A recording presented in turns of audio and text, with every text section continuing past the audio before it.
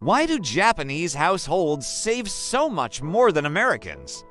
Today, we look at the deep cultural divide between these two nations.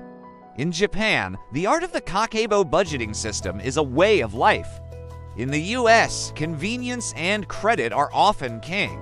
Japanese culture emphasizes frugality and modesty, rooted in a deep respect for long-term financial stability and collective resilience.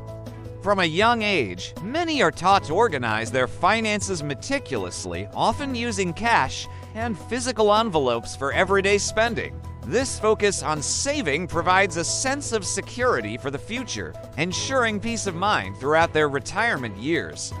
When we look at the data, the difference in household debt-to-income ratios is staggering, reflecting these unique societal values. Japanese banks still see a high preference for cash deposits, as citizens prioritize liquidity and safety over riskier financial investments. Contrast this with American lifestyle, where consumerism and immediate gratification often drive the momentum of the economy forward. With a system built heavily on credit, many Americans find themselves managing high debt while navigating a complex digital financial world.